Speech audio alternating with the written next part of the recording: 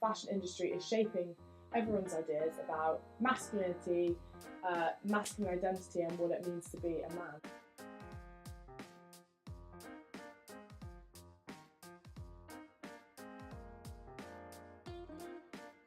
So I got the idea for my Instagram page, Art Price, when I was kind of at uni and I had a lot of free time because I was in my first year, and I've always loved history of art. I was studying history of art, and I just kept seeing images in magazines and in pop culture and just kind of everywhere, all over the internet, and I would automatically try and compare them to older images that I'd seen, because I think there is a really important link there, and so I actually started doing it. And when I started, I just couldn't really stop. Instagram is a really tough world to crack, and initially, because I think no one really cares, because it's quite a selfish world, I think. And I'm sad that I didn't get there before Instagram was really huge, because I think it would have been easier. But I just, it's all about perseverance. You've got to just follow lots of people, message lots of people, show love for other people's accounts. The content speaks for itself, and I think creating funny content really gets people going, and trying to link old images with the most modern images and making juxtapositions really obvious is what draws people and makes people come back, I think. And I think people also really like it when I find male comparisons, because that's more unexpected. And also I love it like this one, Lee McQueen. There's some other male ones that I really liked. I did Jeremy Scott as St Sebastian, which is really, really cool. People love this one. Travis Scott, it's Francis of Assisi. I think really taming old and new is really good as well. In terms of male representation in art, I think I've really seen,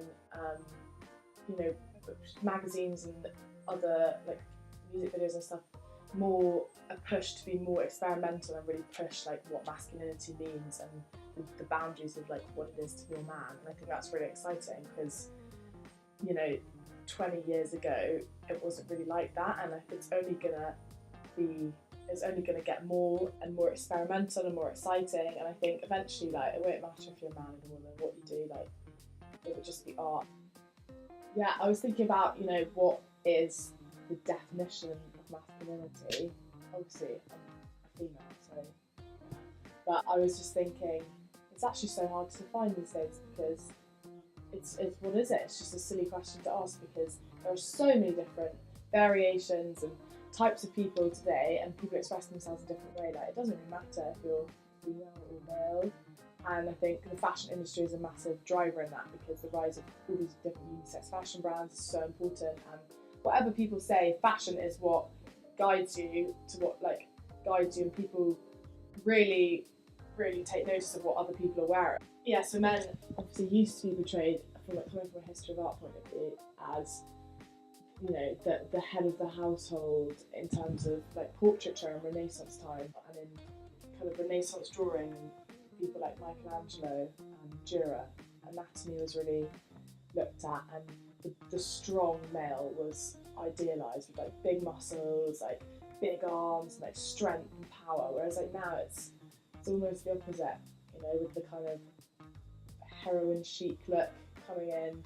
Being immersed in the visual arts, I think, and wanting to work in it when I'm older, obviously, it's so exciting, because in terms of the male representation in art, it's just the beginning of how it's going to change and evolve. And I think I'm especially lucky because I've come from a history of art background, where I've been learning about the roots and the history and why things looked the way they did back then. And that's really exciting for me to see how much it has changed and what the future will hold for like images of men. I just really enjoy being able to look at what has been before and seeing the exciting things that are to come.